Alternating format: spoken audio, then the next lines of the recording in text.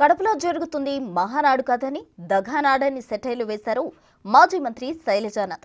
ఎన్టీఆర్ను వెనుపోటు పొడిచి చంద్రబాబు పార్టీ లాక్కున్నారని అన్నారు. టీడీపీ అసలు వారసులు బయట తిరుగుతున్నారని, సంబంధం లేని వారు స్టేజ్ మీద ఉన్నారని విమర్శించారు శైలజానాథ్. బాలకృష్ణ జూనియర్ ఎన్టీఆర్, అలాగే పురంధేశ్వరి నిజమైన టీడీపీ వారసులని, కానీ వాళ్ళు మహానాడులో లేరని అన్నారు. ఈరోజు ఎన్టీఆర్ ఆత్మ క్షోభిస్తుందన్నారు ఆయన.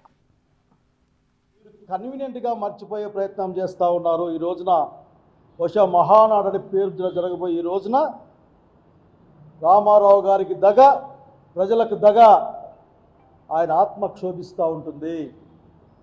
నాకు గురించి అట్లా ఆలోచిస్తూ ఉంటే who is the owner of, లేకపోతే who is the owner of this party, దీన్ని వారసుడెవడు, అది వారసుడెవడు. ఈ మధ్య ఒక సినిమా కూడా వచ్చింది, వారసుడెవడు. అసలు వారసుడేమో దిబిడి అని తిరుక్కుంటా ఉన్నాడు. ఇంకొకరేమో భారతీయ జనతా పార్టీపై పాపం అక్కడ ఉంచుతారో ఎప్పుడు పీకేస్తారో తెలియని అధ్యక్ష స్థానంలో అక్కడ ఇంకొక కూతురు.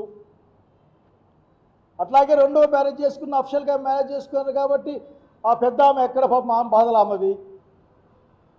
చివరికి జూనియర్ ఎన్టీఆర్ ఏం ఆఖరికి అవునా కాదా అని గొడవల్లో మళ్ళీ వాళ్ళే గొడవలు పెట్టి వాళ్ళు అసలుకి ఎవరు వారసులు. వాస్తవానికైతే